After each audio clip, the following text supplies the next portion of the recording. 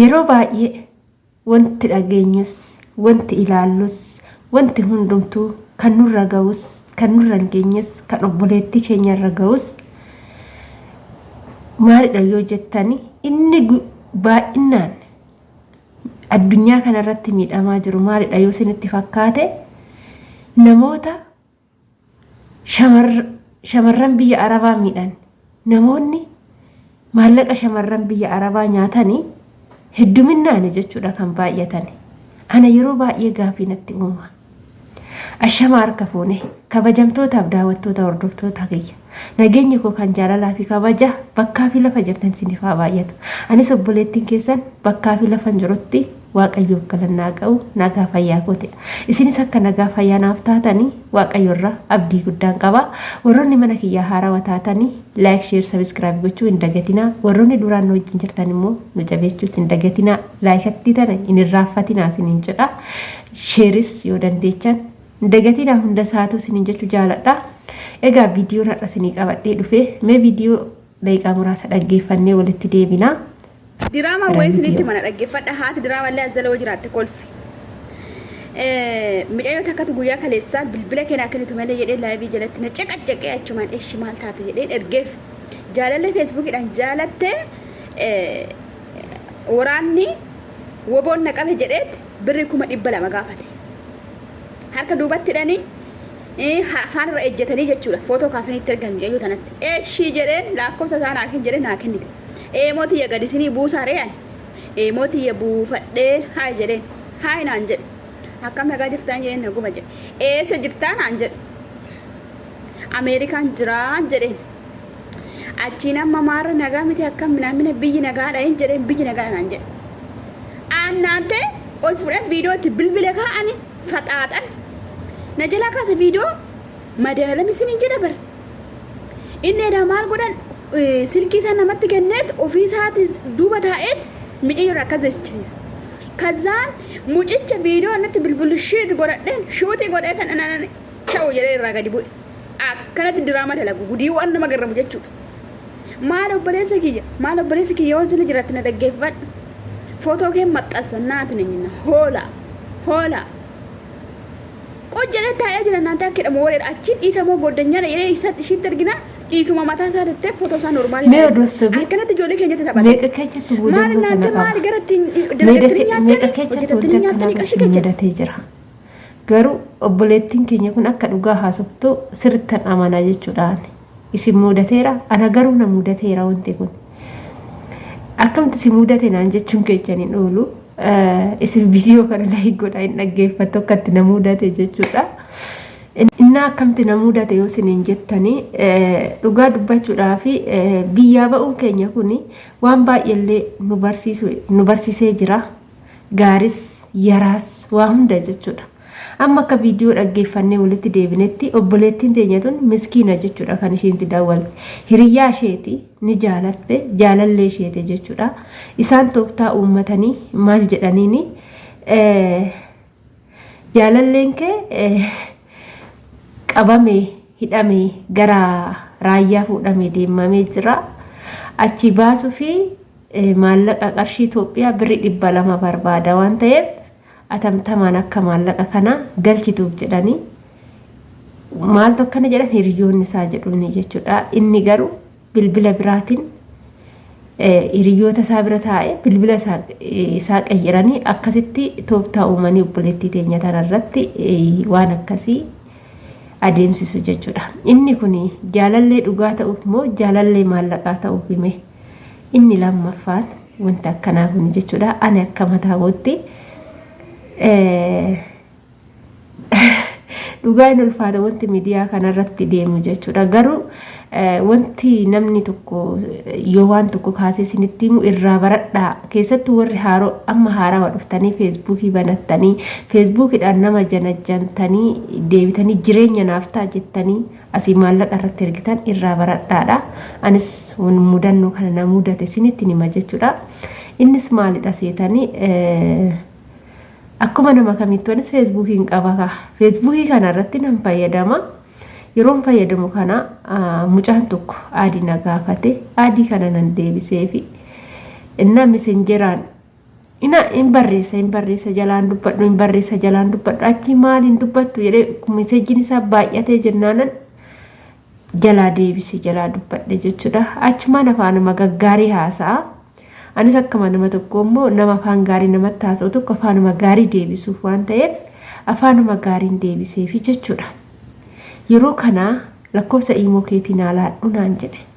Ishii jedhee laadheefi achumaan gara iimoo fi iimootiin haasa'uuf kaane warri biyyaa baay'ee waasaappi baay'een beekan iimuma tanatti fiigu kan beekanis iimuma tana jechuudha. Miidiyoota kaa warri babbarachaa jiru malee iimuma tana jechuudha baay'inaan warri biyyaa kan beekanii. Innaa amma gaaf jaalalaa naa dhiyeesse jechuudha. Yeroo kanani lakki ani jaalallee keessii ta'uu hin danda'u. Ani nan qaba. Nama jireenya koo keessa jiru nan qaba. Nama jiruu kooti nan qaba han jedheeni ishii ani waan baay'ee si jaaladhuuf sirraa fagaachuu hin danda'u waan ta'eef obboleettiin qabu obboleettii naa ta'i naan jedhe. Jennaani omaa rakkoon qabu obboleettii siif hin ta'a garuu waan biraa keessa si wajjin hin seenu. Ani abbaa manaan qaba kabajamaan qaba abbaa manaa kabajamaan qaba jedheeni kanaan waliigallee hin teenye akkuma nama kamittuu akka obboleessaa fi obboleettiitti walitti haasa'u jammarre jechuudha. Akkuma obboleessaa fi obboleettiitti walitti yeroo haasofnu kana soofaa minaaminaan hojjedha naan jedha. Soofaawwan kana narratti kaasee ergaa biffeewwan kana narratti kaasee erga meeshaa babbareedoo narratti ergaa hojiin kiyya kana naan jedha. Hojii bareedaa qabdan jedhaani magaalaa sallaa keessattan hojjedha naan jedha. Anillee bakka gara fuulduraa sirraa hin ajajadha rakkoon qabu hin jedhaani ammuma ajajattu malee naan jedhe. Lakki amma maallaqa farkaan qabuuti yoo maallaqni koolitti dhufe nan ajajadha hin jedheen. Jennaan maallaqa qabdi na ergiiti siif hin jammara. Ergitu malee jedhee amma maallaqa qabdi ergitu malee akkaawuntiin irratti erge. Lakki ani mindaa si fudhanne maallaqa ittis hin karoorsine manni sin xumuramne waan ta'eef yeroo ni manas xumuree maallaqa harkatti argee obbolaawwanis magaalaa sallaa keessaa hedduun qaba waan ta'eef obbolaa kiyya wal bartee achi dhufanii ilaalanii meeshaa ajajadha malee akkanatti hin ajajadhu jedheen. Jennaan rakkoo maal qaba obbolaa kee sapiraayizii goota waan ta'eef amma qabdii ergitee osoo si jalqabee bareeda erga jette haa ta'u naan jedhe. Hayyee jedheen ani immoo hin ajajanne nan dhiisee oduma kanaan jirru oduma kanaan teenyu qanii kaan maashiniin nu jalaa tabalaasha'e naan jedhe. Dhaggeeffadhaa ijoollee maashiniin na jalaa tabalaasha'ee jira. Obboleettii koosii malee maalan qabaree atoo obboleettii kooti waan ta'eef birrii 80,000 naa liqeechitii maashinii bitadheen hojjedhe ani birrii 80,000 kana waan guyyaa 2-3 keessatti argachuu danda'u waan ta'eef siif hin deebisa hanaan jedhe. Jennaani yaa obboleessa koo ani hin qabu farkaa hin jedhin. Akkamitti hin qabne obboleettii kooti obboleettii irraa akkamitti maallaqa dhabu naan jedhe. Jennaan odoota iyyuu baatiidhaan nan argadha malee guyyaadhaan hin argadhu. Ati guyyaa 2,800 argachuu dandeecha. Ani baatiitti 20,000 kan hin guunne hin argadha dhiifama wajjin hin jedheen. Jennaan borososii baay'isee 50 soo qabaatte jedheen qabuun jedheen 40 soo qabaatte jedheen qabuun jedheen osuma kanaan jirru amma waa'ee maashinichaa dhiisee gannis dhufee gara gannaa erga seeneen booddee hin bade jechuudha jidduudhaan badee deebi'e maa baddeen jedheen asmara sabassabuun maatii bira baadiyyaa bu'e minaamina jedhee hayyeen jedheeni amma saga tureet guyyaa 3 moo maal turee dhufeet lukasaa kana hidhatee sooftii minaamina godhee naxalaa adii godhee gixxim godhee hidhee narratti erge jechuudha. Narratti ergee raawwateet kuni maaliin jedheen kuni hiriyyaa kootii lunni agilgiloota huccii ta'e ni cabii amma biyya arabaa yookaan biyya faranjii deeme yaallamuufi kanaafuu waan dandeechaniin akka gargaartanii naan jedhe. Maal irratti cabeen jedheen jennaani akkaawun teenya duutee gara akkaawun nama kofalchiisa ijoollee akkamitti sitti akkaawun teenya duutee bu'aa akkaawun teenya irratti yeroo akkaawun teenya boonyee garmaamne geerrara sanirratti lafti irraa gadee ture achii fuudhee fardichi gara irraa gadeetiin boolla itti gadi gatee. Sababa saniin duddi sin cite lunni sin cabe harki sin cabe socho'uu sin danda'u garagaruu sin danda'u. Birri Itoophiyaa birri 800 gaafatanii. Inna hiriyoota keetis gargaarchisii waan qabdu natis nu gargaarii naan jedhe. Jennaani hin qabu meeyi ani maallaqa hin qabu hiriyoota na gargaaranis hin qabu immoo kun odoo ragaa guutuudhaan ragaa mana yaalatiin ragaa guutuudhaan odoo na gaafatteellee haa ta'u kuni ragaa hin qabu jedheen. Bakka madaa kana irraa hiikitii madaa isaa wajjin natti agarsiisi jennaan amma madaan goggogee madaan baay'een beeksisuu jedhe. Ishii ragaa mana yaalaa bor barreessee sirratti ergaa jedhe. Ishee dheennise bariisaa waraqata umasaatii barreessee chaabbaa bakka argateen beekutti rukutee narratti erge. Kuni hoo maal jennaani mucaa kaleessaa waraqaa mana yaalaa ragaadhaan aan jedhe.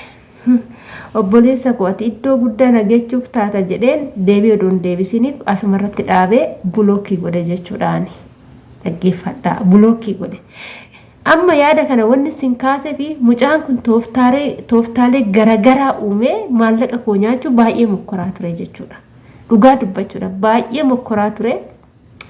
Anis immoo naman akkasitti of gattu kan immoo zimbiloo osoo hin taane ani naman bultii qabu naman jireenya koo boruuf dalagachaa jiru malee naman dargaggeecha miidiyaarraa baree maallaqa erguuf waan hin taaneef na dadhabe. Garuu ergasii wanti nani gaabbe tokko agam bulookiisa godhu osoo icciitii saasan eenyummaa saasan sirriitti baree nama san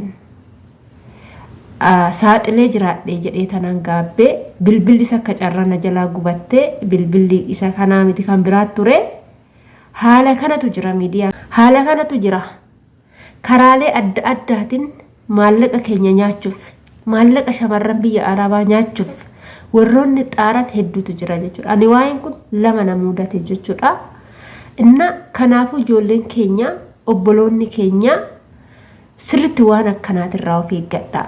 Sijammar jaalalli oonlaayinii jaalala dhugaa miti. Jaalalli feesbuuk irraa jaalala dhugaa miti. Isin nama ta'uu yoo barbaadan oonlaayinii irraan jaalachuu isin hin barbaachisu. Hojjettanii nama ta'uu qofa isin barbaachisa. Maallaqa barbaada dhuftan malee oonlaayiniidhaan maallaqa hojjettanii erga maallaqa argattaniin boodatti maallaqa keessaniin jaalala bituun dhufne jechuudha. Kanaaf yaa obboloota koo maallaqa keessanitti hin taphatinaa isiniin jechuu jaalala.